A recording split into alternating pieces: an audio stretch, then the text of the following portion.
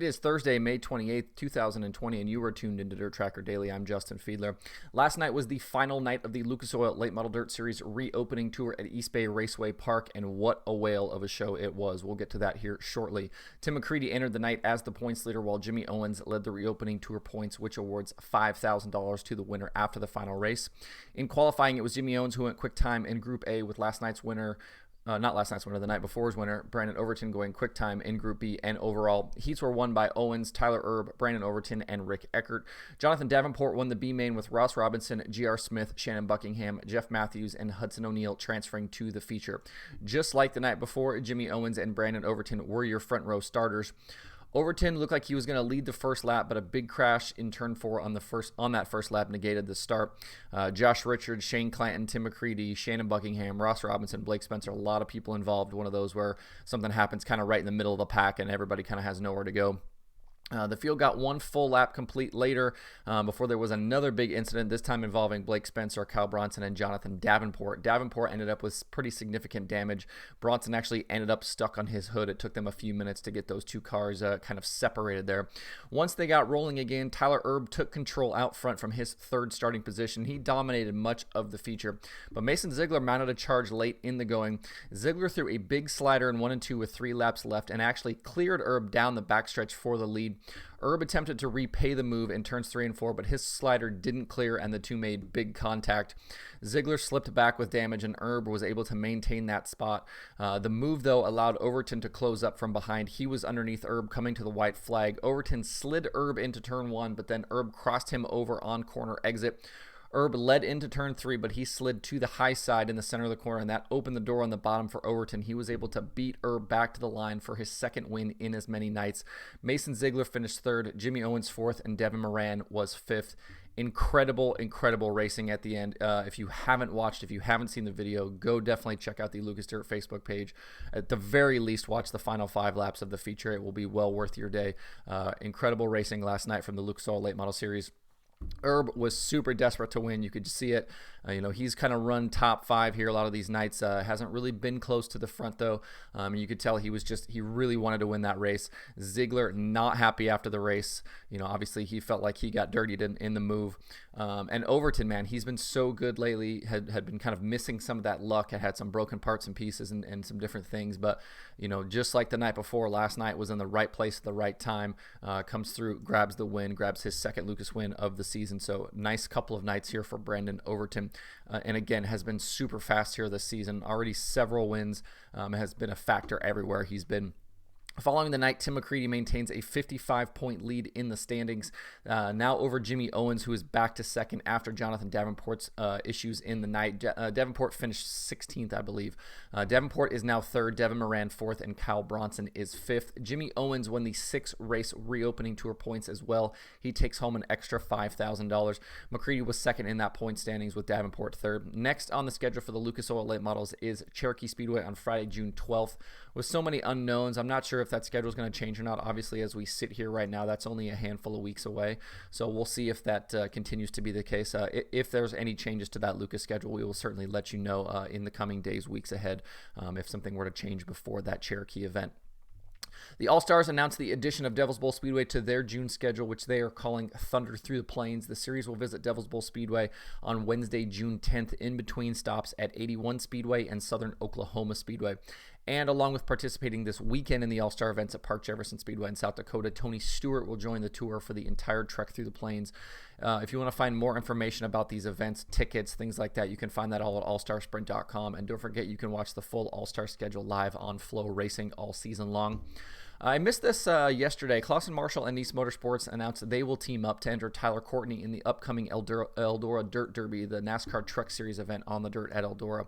The race doesn't have a confirmed date as of yet because of the kind of craziness with the COVID-19 pandemic. Courtney joins a long list of drivers, though, who have participated in the event, including Kenny Wallace, Scott Bloomquist, Bobby Pierce, Chris Windham. A lot of dirt drivers over the years have jumped in and participated in this race, and many have had quite a bit of success. So this will be Courtney's first attempt at a Truck Series race, so we will keep an eye on what he's able to do. Nice obviously is one of the teams that has trucks good enough of winning races, so it should be a very good opportunity for Tyler Courtney to jump into his first Truck Series event. If you're looking for something to watch tonight, Dirt on Dirt has the 5,000 to win King of the Ring 40 Super Late Model race from Tyler County Speedway in West Virginia. Action gets underway at 6:30 p.m. Eastern and can be watched as part of your Dirt on Dirt or Flow Racing subscription. This kicks off, I believe, 4 races in 3 nights live on Dirt on Dirt. They're kind of, I think they're continuing to call these Thursday nights Late Model Night in America. So great work that the guys at Dirt on Dirt are doing to continue putting on Thursday night late model shows. Certainly be tuned in. This should be another fun one to watch.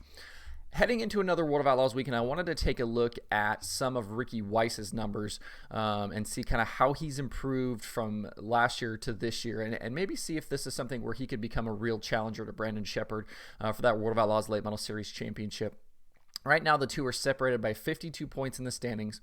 In 2019, and I'm going to kind of do a stat comparison here and just kind of see where Weiss was and kind of where he is now. But the first thing I want to look at here is in 2019, Weiss had a driver rating of 17.49 on average over the season. He's improved that to this season. He's at 15.91. Driver rating is the combination of your qualifying position, heat race finish, and feature finish over the course of a night. So a perfect score there is 3. So you obviously want that number to be as low as possible. For reference, Brandon Sheppard's driver rating last season was 8.29. This season is 9.82. So just to give you an idea, he's a little off of Sheppard right now in terms of driver rating. But he's already made an improvement there, and he's also made a big improvement in wins over the course of the season. Entering 2020, he didn't have any series wins at all. This year, he already has 2. So he's already making big gains there, and he actually has 1 more than Sheppard right now on the season. So, and now looking at top 5 finishing positions, 2019, Weiss finished in the top 5 41% of the time, and he was in the top 10 73% of the time. He's made massive improvements so far this season with those as well. He's now been in the top 5 63% of the time, so a 22% gain over last year in terms of the races he finishes in the top 5. And then he's been in the top 10 81% of the races, so another 8% gain there. His average starting position is interesting. He's actually 1.2 positions worse in average starting position, but his average finish position is 1.2 positions better. So even though he's lost ground in that starting position, he's gained it on the other side and then some. So and he's also dramatically improved his feature plus minus, which makes sense. If he's starting worse but he's finishing better, then his feature plus minus would be much better as well. All of last season, he led 83 laps. This year, he's already led 70, so improvement there as well. One of the newer additions to the Dirt Tracker stats is the Who's Hot numbers. I've done Who's Hot for the World of Outlaws Sprint Car Series and Who's Hot for the World of Outlaws Late Model Series. That basically is the top 5 drivers in average finish over the previous 5 races. Right now, Ricky Weiss is at the top of that list for the Late Model Series. He has an average finish right now of 3 over the previous 5 races. Sheppard is second there with an average finish of 3.6. And then outside, I kind of wanted to look at all of Ricky Weiss's finishes on the season so far. Outside of an 11th and a 20th at Volusia, Weiss's finishes so far this season are 3rd, 1st, 5th, 7th, 2nd, 8th, 2nd, 1st, and 2nd. So pretty incredible run so far this year for Weiss. Sheppard did win 18 races a year ago, and that's certainly something to not ignore through all of this. But I feel like what really separated him from the competition in 2019 was just how insanely consistent he was. And he's basically off to the same tear this season. He's yet to finish outside the top 10 in any race in 2020. And so if Ricky Weiss is really going to turn this into a championship contending season, he's got to have that consistency. And the consistency he's really shown here the last 5 or 6 races on the schedule, he's got to continue that through the remainder of the season and continue racking up top 5s, continue racking up top 10s.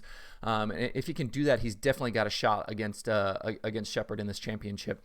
And I think, too, now that he's got the monkey off his back with the wins, I think I wouldn't be surprised to see him pile up several more wins here as the season rolls along. It seems like you get these young drivers, and once they kind of get that first one, they figure out how to get that first one and finish an event. Then it's they're kind of over that hump, and they're able to kind of continue doing that through the season. So interesting stuff for Ricky Weiss. I just kind of wanted to take a look at him. He's kind of one of those names I think you're going to start hearing more and more from. And you've heard quite a bit about him lately. With wins and second place finishes and things like that. But he's going to be one of those names that's going to be at the top of the late model world here. I think in not too awfully long. He's pretty close there right now. So we'll see how the season continues for him, and we'll certainly have an eye on him this weekend. Tomorrow on the show, we'll jump into some weekend predictions. We'll use the formulas again. We'll predict winners for the World of Outlaws Sprint Car Series and World of Outlaws Late Model Series. And then we'll take a look at what to watch, where to watch it, and get you prepared for a fun racing weekend.